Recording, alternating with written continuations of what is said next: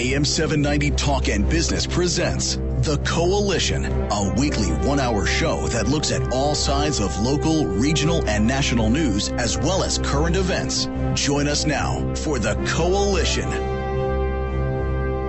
And yes, I am the PO taxpayer, and we are The Coalition. You can find us on Facebook at The Coalition Radio, Twitter, the mighty Twitter at Coalition_radio, and today is a special treat. The insult line on Twitter is at PO Taxpayer, because I am the PO Taxpayer, and this week I'm a post-surgical PO Taxpayer. Co-hosting with me, of course, is longtime Coalition contributor Dave Fisher. Dave, welcome back to the show. Thanks for having me, Pat. 2 weeks in a row. I feel like I'm on PO Taxpayer overload. Is the sarcasm, the cynicism, the bitterness, and the overall look at the futility of life getting to you yet?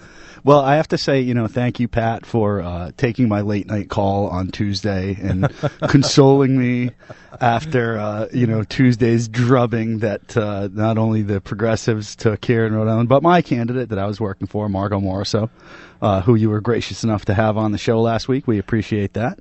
Well, I was very disappointed, too, because the one thing about this show is we have folks from both sides of the aisle, and I admire her greatly. I found her to be remarkably straightforward, a great deal of personal business and life experience, a very warm, engaging person, and really a sophisticated look at a number of issues that seem to be escaping Rhode Island's higher echelon of politicians, if you will. So I think, unfortunately, even though she may be of the progressive side of the aisle, I do believe that was a loss to Rhode Island in general. I'd like to think at this point that Rhode Islanders are looking to the big picture. If you're a football fan, you talk about the talent level. You may not like that person's particular politics, but I hope Margo will stay on the scene. I hope she will run again, and I hope at some point very soon, she holds some type of elected office. So it was a rough night for a lot of people, a lot of unexpected twists and turns. Carol Burnett used to host a kind of a spoof back on the late great Carol Burnett show, and she called it "As the Stomach Turns," and I think that's a pretty apt comparison for Rhode Island. Well, let's do the postmortem. I mean, the thing about most talk shows is they're going to take a serious, mature look at the subject. We're going to make fun of people. We're going to be cynical. We're going to twist their words around. What I admire most about the morning after is lives ruined, careers destroyed, political fortunes left dreams shattered. Dreams shattered. It's fabulous. Particularly some people. Let me just lead off with I think, the biggest loser of the week. Without a doubt, staggering amount of money spent attempting to inflict casino gambling, on Aquidneck Island. Mm-hmm. Spent somewhere in excess of, $1 million. Websites, Twitter feeds, social networking, managed to recruit and twist, if you will, steal the soul of formerly one of Rhode Island's leading social activist, a guy named Jerksick. What's that guy, his name? Brought him over to the dark side, corrupted his soul forever, lied about the futures of the individual workers, twisted people's fortunes in the wind, and ultimately got crushed. Not just lost, got crushed. Wait a minute, let me emphasize that. Got crushed. Crushed, absolutely destroyed, leveled. 1 and 2. Passed across the state. There are those people already who, the negative nabobs, are saying that it was NIMBYism on behalf of the people in Newport that's costing the state money. Well, to that I say, balderdash. NIMBY stands for not in my backyard. Well, with regard to the fine folks in Newport who have been fighting casino gambling for close to 40 years now, whose backyard is supposed to be in charge here? It's their backyard. It's their community. You've got folks who've been there for generations, working folks, not just the hoi polloi, working folks who invested a lifetime in the community of Newport and Aquidneck Island, and whose right to self-determination should rule overall? I would say the people who live there. And for all the folks who are so pro-casino gambling, just let us know. I think Joey's got a little bit of money left. Maybe he can hook you guys up in wherever you want it. I would, I am not really a fan of casino gambling, but if somebody wanted to dump a few $1 million into the city of Woonsocket and open a casino there, I don't think we'd have a problem with that. It's a little close to Twin River, but well, no, I mean, listen, you've got certain features in Wooney that you don't have in the rest of the state.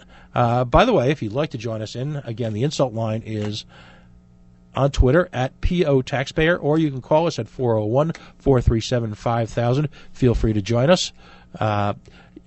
First of all, you've got the social ocean. Soon to be the social splash pad, yes. Right, soon to be the social splash pad, or as it was renamed by the great Matt Allen show, the Hepatitis C. So you've got that to offer, folks. I would worry more about E. coli than hepatitis. Okay, well, when I think of destination tourist resorts, I think of Wooney. Yeah, really. I mean, what's there not to do? You've got that guy Bob, who's been pimping the Blackstone Valley River Commission for years. Yep. As if people want to go visit the Blackstone Valley River. Well, it is a beautiful river at times, but in Woonsocket, it's still basically flanked by decrepit mill buildings for the most part. I would forward your suggestion to Joey. I will say though, the Blackstone River bike path from Woonsocket to Pawtucket is far and away the most beautiful bike path in the state. I recommend everybody get out, get on your bike, get the kids out there. It's a great little bike ride. Awesome wooden kind of S trail that goes right through the old Lonsdale swamps and stuff. Really, really nice. There you go. And I would forward your suggestions to Joey Paolino, but shockingly, I seem to be no longer be able to access his Facebook page for quote unquote jobs in Rhode Island. It seems to have gone away. Or maybe I was just blocked. I would give each of those equal credence. The Twitter page is still up. I seem to be unable to leave comments there as well. So, as we like to say in Coalition Land, Joe Paolino, how can we miss you if you won't go away? Dave, what are some other big... Because, folks, we want to emphasize the negative here on this show. What's your biggest loser for Rhode Island this week? Geez. The people of Rhode Island, can we say that? Okay. The people of Rhode Island, in the larger sense, are the biggest losers. I really don't. I did not see much out of the Democrats that swept into major office. Any kind of real. I mean, Magaziner's got some big ideas, some bold ideas, but how effective he's going to be in carrying those out, especially with. I don't want to say that our state assembly did not shift the way our national Congress did, but the GOP certainly picked up, gained some weight in the House caucus. And regardless of my politics, I think that's a good thing. I do think that the overwhelming quote Democratic control. I use quote Democratic because. I don't feel like much of a Democrat these days, given what's going on in the party. I think one of the most kind of underrated and kind of telling races out there was Lisa Tommaso lost. This is the same Lisa Tommaso, in a moment of political bravery after the fire chief in Coventry had been busted, decided then was the good time to come out and call for his resignation. Well, I think everybody called for his resignation after that happened. But I'm always fascinated by local politicians who, after the news is broke, stand up, unified as one.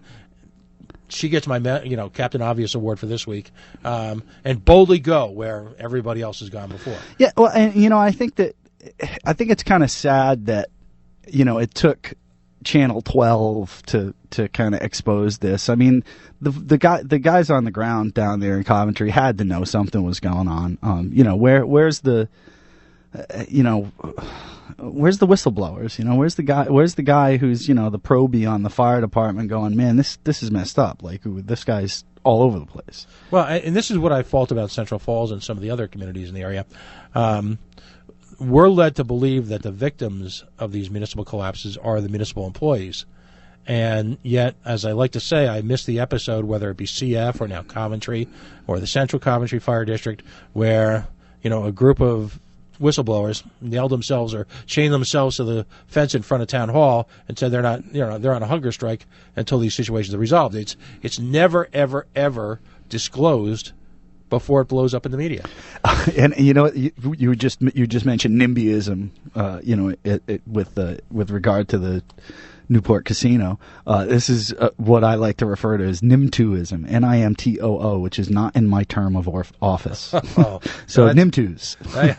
I'm going to write that one down. So what happened with Ms. Tommaso? What went down there? Well, I would argue that, frankly, she didn't get the support she needed from her House leadership team. We saw in the primary, and let me just air it all out here. In the current election season, during the primary, it was widely publicized that Nicholas Mattiello, House Speaker Nicholas Mattiello, fielded candidates to run against incumbent candidates. Most notably Maria Samini. So any evidence that this happened in any other race is strictly anecdotal at this point. Mm-hmm. More on that later. So to me, it seems between the Democratic Party focus on the statewide races and the kind of funding and foot power vacuum that happens in those years where they don't have the money or don't want to put the money into smaller GA races. I think the loss of those 6 seats to the Democrats is a sign to me that, listen, you can't just throw all your eggs in the statewide basket, and you got to protect your people at the General Assembly. So we saw, Scott Guthrie lost, Lisa Tommaso lost, Mike Marcello won by a couple of hundred votes in a 3-way race. Just right across the board.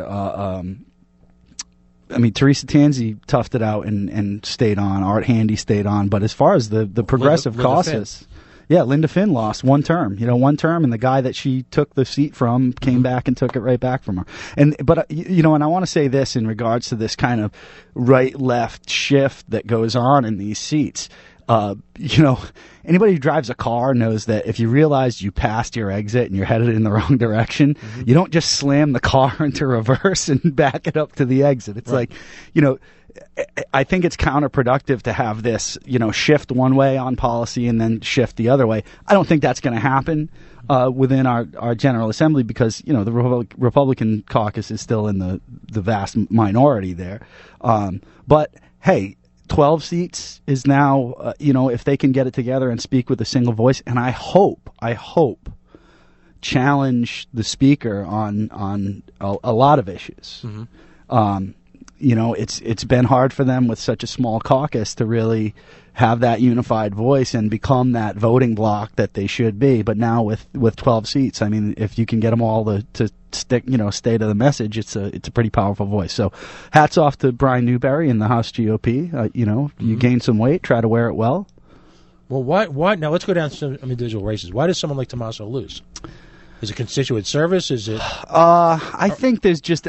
First of all, as well as I do, there's a general disgust with what goes on in the General Assembly. This whole Gordon Fox thing. We still don't know anything at all about this. Mm-hmm. We don't know which, if any, other members of the House or former members of the House were involved in whatever investigation is going on. I think there's a sense of disgust with that. I think that there's a sense of.